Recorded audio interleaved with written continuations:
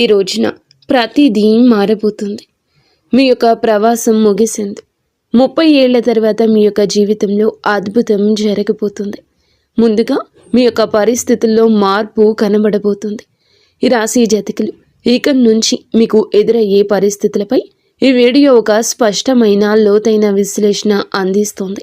ఇందులో మనము ఈ రోజున జరిగేటటువంటి ప్రధాన గ్రహ యోగాలు, మానసిక సవాళ్లు, నిర్ణయాల్లో గందరగోళం, లభించే అవకాశాల గురించి, ఈ రోజున తిథి ప్రకారం గ్రహ గోచారం రీత్యా ఎలా ఉండబోతుందో తెలుసుకుందాము. శ్రీ లలితాంబికాదేవి జ్యోతిషాలయం. భార్యాభర్తల మధ్య కలహాలు రావడం, పిల్లలు పెద్దల మాట వినకపోవడం, ఆరోగ్య సమస్యలు, ఆర్థిక సమస్యలు, విద్య ఉద్యోగ సమస్యలు, వ్యాపారంలో వ్యవసాయంలో నష్టాలు రావడం, శత్రుభయం, నరదిష్టి, నాగదోషం. మీ ఎటువంటి సమస్యలకైనా ఒక్కసారి గురువు గారిని సంప్రదించండి. గురూజీ శ్రీ గురవయ్య స్వామి గారు. Phone number 89881844. ఇది కేవలం ఒక సాధారణ రాశి ఫలం మాత్రమే కాదు. ఈ రోజున దిశను, అలాగే దానికి మీరు ఎలా సిద్ధపడాలో తెలియజేసే ఒక మార్గదర్శి. స్నేహితులారా, మొదటగా మనం ఈ రోజున ఎలా ఉండబోతుందో విశ్లేషించుకుందాము. ఈ రోజు మీకు ఒక పునాది అవుతుంది. ఈ సమయంలో శని దేవుడు మీ 2వ ఇంట్లో అంటే మీనరాశిలో సంచారం చేస్తూ ఉంటారు. జ్యోతిష శాస్త్రంలో శని యొక్క ఈ సంచారాన్ని ఒక ప్రత్యేక పేరుతో పిలుస్తూ ఉంటారు, వెండి పాయ. దీని అర్థం ఏమిటంటే ఇది మీ ఆర్థిక పరిస్థితిపై ఎలా ప్రభావం చూపిస్తుందో లోతుగా అర్థం చేసుకుందాము. సాధారణంగా ప్రజలు శని అంటే భయపడతారు. కానీ ఈ రాశి జాతకులకు శని యొక్క అనుగ్రహమే ఈ రోజున ధనస్థానంలో 2వ ఇంట్లో ఉండబోతుంది. ఆయన మీ ధనాన్ని సురక్షితం చేస్తారు. మీరు పెట్టుబడులు పెట్టడానికి ఇది సరి అయిన సమయం అంటూ గణాంకాలు చెప్తున్నాయి. శని ఇక్కడ కూర్చొని తన 3వ దృష్టిని మీ 12వ ఇల్లు అయిన మకర రాశిపై వేస్తున్నారు.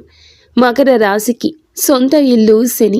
దీని వెనుక ఉన్న తర్కాన్ని అర్థం చేసుకోండి. శని తన సొంత ఇంటిని చూస్తున్నారు. అది ఖర్చులు మరియు నష్టాల స్థానం.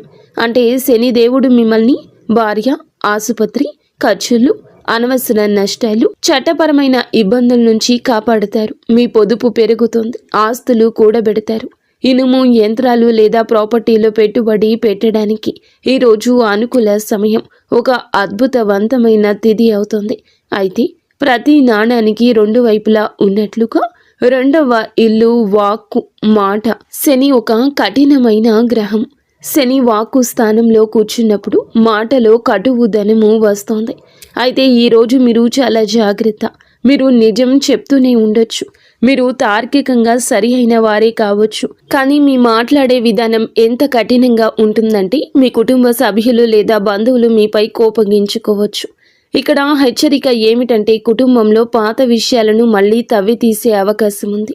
ఆస్తి విషయంలో లేదా పాత విషయాల గురించి వాదనలు జరగచ్చు. అందుకే ఎదుటి వారి మనసుని మీరు బాధించకుండా మృదువుగా మాట్లాడండి. ఒకవేళ కోపం వస్తే ఈ రోజంతా మౌనంగా ఉండండి. ఇది మా విశ్లేషణలో ఒక పెద్ద హెచ్చరిక. దీన్ని నోట్ చేసుకోండి. అప్పు ఇవ్వకండి. శని 2వ ఇంట్లో ఉన్నారు. ఈరోజు మీరు ఏదైనా స్నేహితునికి, బంధువుకి లేదా తెలిసిన వారికి డబ్బు అప్పుగా ఇస్తే ఆ డబ్బు ఇక రానట్లే అని భావించండి. ఆ డబ్బు అంత సులభంగా తిరిగి రాదు. పైగా మీరు దాన్ని అడగడానికి వెళ్ళినప్పుడు మీ సంబంధాలు దెబ్బతింటాయి. డబ్బు వస్తుంది, కొంచెం ఆగుతుంది, మళ్ళీ వస్తుంది. డబ్బు ప్రవాహం ఇక నుంచి బాగుంటోంది. కానీ అప్పు ఇవ్వడం మాత్రం మీకు ఆత్మహత్య అసదృశ్యం కావచ్చు. ఈ రోజున గురువు కూడా 5వ ఇంట్లో ఉంటారు. ఇది చాలా శుభస్థితి. మీరు విద్యార్థి అయితే ప్రాథమిక విద్య మరియు ఉన్నత విద్య కోసం ఇది ఒక సువర్ణ సమయము. మీరు సంతానం కోసం ప్లాన్ చేస్తూ ఉన్నట్లయితే గనక ఈ రోజున సమయం చాలా అనుకూలంగా ఉంటుంది. గురువు దృష్టి మీ లాభస్థానం మరియు లగ్నంపై పడుతుంది. ఇది మీ బుద్ధిని సరి అయిన దిశలో ఉంచుతుంది. కాబట్టి ఈ రోజున మీకు మంత్రం ఏమిటంటే డబ్బు పొదుపు చేయండి, మాటను అదుపులో ఉంచుకోండి, అప్పు ఇవ్వకండి. ఇప్పుడు మనము ఈ రోజున మీకు ఉన్న సమయం గురించి తెలుసుకుందాము. ఇక్కడ గ్రహాల గతి మారుతుంది. ఇది మీ కెరియర్లో హై వోల్టేజ్ డ్రామాను తీసుకురాబోతుంది. ఈరోజు శాంతము కూడా మధ్యాహ్నం నుండి మీ యొక్క పరిస్థితి మారబోతుంది. గురుగ్రహం ఉచ్చ స్థితిలో ఉంటారు. ఇక్కడ ఒక విరోధ భావము ఉంటుంది. 6వ ఇల్లు దుస్థానము, రోగము, రుణము, శత్రువు. కానీ గ్రహం ఇక్కడ ఉచ్చ స్థితిలో ఉంది. దీని ఫలితం ఏమిటంటే 6వ ఇల్లు సేవ, అంటే ఉద్యోగానికి సంబంధించింది. ప్రభుత్వ ఉద్యోగాల కోసం ప్రయత్నిస్తూ ఉన్నవారు, ఐఏఎస్, ఐపీఎస్, తహసీల్దార్, రెవెన్యూ ఆఫీసర్ లేదా మైనింగ్, ఆయిల్, పెట్రోల్ వంటి టెక్నికల్ ఫీల్డ్లో ఉన్నవారికి ఇది రాజయోగం వంటి సమయము. ప్రమోషన్ లభించడం, కొత్త ఉద్యోగం రావడం, పని చేసే చోట మీ ఆధిపత్యం పెరగడం ఇలాంటివి జరుగుతాయి. మీరు నిరుద్యోగులైతే గనక ఈ రోజున మీకు ఖచ్చితంగా ఉద్యోగం లభిస్తుంది. కానీ జాగ్రత్త, ఈ సమయంలో శత్రువులు వరదలా పుట్టుకొస్తారు. గురువు ఉచ్చ స్థితిలో ఉన్నందున మీ శత్రువులు కూడా సామాన్యులు కాదు. వారు హై క్లాస్ వ్యక్తులవుతారు. బహుశా మీకు బాస్ లేదా ఎవరైనా పెద్ద అధికారి కావచ్చు. అయితే భయపడకండి. ఎందుకంటే శని ఇప్పటికే 2వ ఇంట్లో కూర్చొని తన 10వ దృష్టితో శత్రువులను చూస్తున్నారు. శత్రువులు వస్తారు, గొడవ చేస్తారు, కుట్రలు చేస్తారు. కానీ చివరకు విజయం మీదే అవుతుంది. శని తన రాశి జాతకులను శత్రువుల చేతిలో ఓడిపోనివ్వరు. ఇప్పుడు ఒక తీవ్రమైన విషయం గురించి మాట్లాడుకుందాము.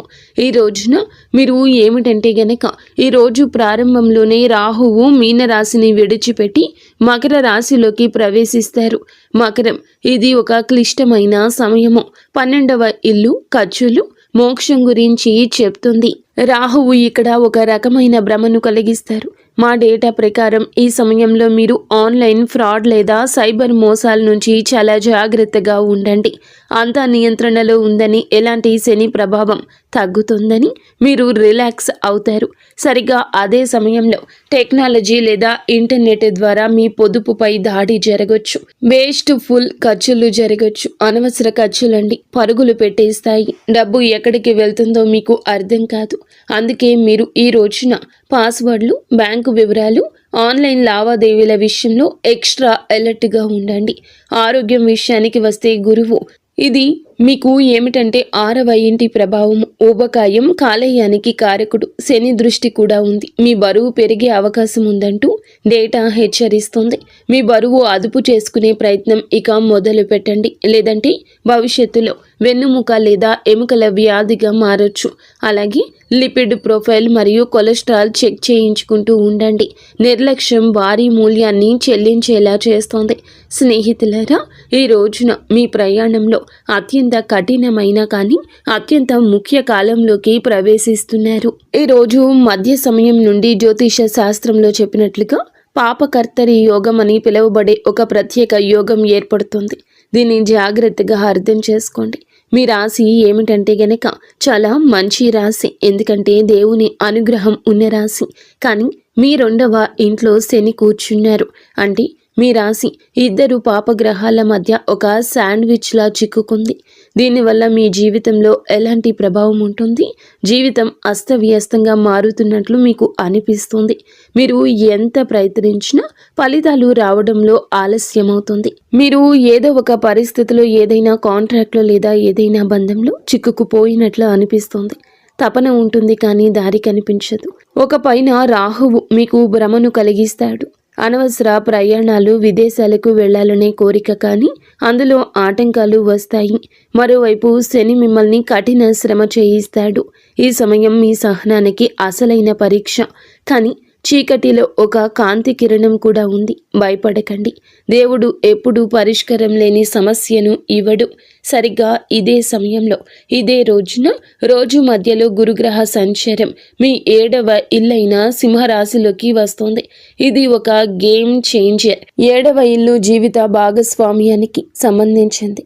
మీకు వివాహం కాకపోతే గనక ఈ రోజున పెళ్లి బాజాలు మోగే బలమైన యోగ అవకాశం ఉంది. గురువు దృష్టి నేడుగా మీ లగ్నంపై పడుతుంది. ఇది ఈ పాపకర్తరి దోషాన్ని చాలా వరకు తగ్గిస్తుంది. మీలో ఆత్మవిశ్వాసం పెరుగుతుంది.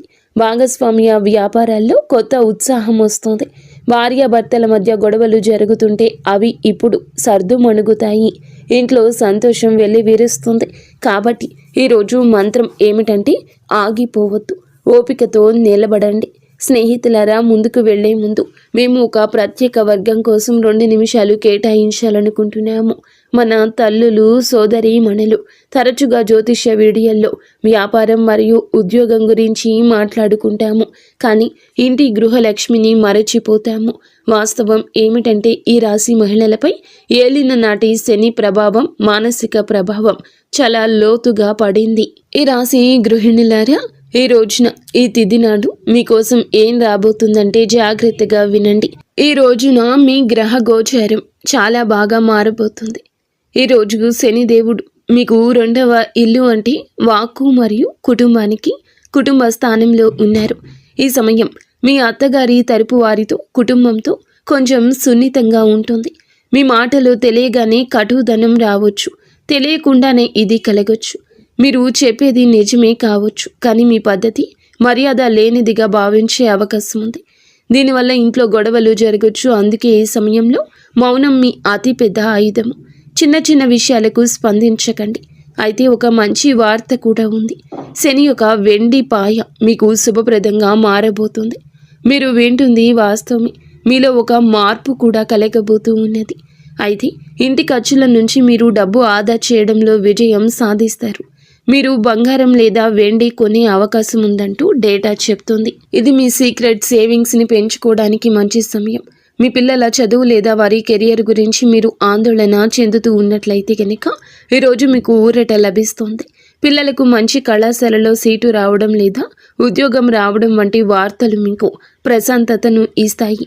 మీకోసం అతిపెద్ద జ్యోతిష్యం ఏమిటంటే గనక ఈ రోజున మీరు శని 2వ ఇంట్లోకి వెళ్ళినప్పుడు, రాహు 11వ ఇంట్లోకి వచ్చినప్పుడు మీరు కేవలం వంటగదికే పరిమితం అవ్వరు. మీలో సొంతంగా ఏదో చేయాలని పట్టుదల పెరుగుతుంది. రాశి మహిళలు ఎవరైతే ట్యూషన్లు, బోటిక్, టిఫిన్ సర్వీస్ లేదా ఆన్లైన్ పని ప్రారంభించాలి అనుకుంటున్నారో లేదా ప్రారంభించి ఉన్నారో వారికి బాగా కలిసి వస్తుంది. సువర్ణ సమయంగా చెప్పొచ్చు. మీరు ఇంట్లో కూర్చొని మీకంటూ ఒక ప్రత్యేక గుర్తింపు సంపాదించుకుంటారు. కుటుంబ ఆదాయంలో పెద్ద వాటా అందిస్తారు. కేవలం ఒకే ఒక జాగ్రత్త అవసరము. ఈ రోజున మాట విషయంలో జాగ్రత్త. అలాగే మీకు ఏదైనా అనారోగ్య సమస్యలు, థైరాయిడ్, నడుము నొప్పి, కాళ్లలో నరాల సమస్యలు ఇబ్బంది పెట్టొచ్చు. శని శరీర క్రింది భాగాలకు కారకుడు కాబట్టి ఎక్కువసేపు నిలబడి పని చేయకండి. కాల్షియం పరీక్షలు చేయించుకుంటూ ఉండండి.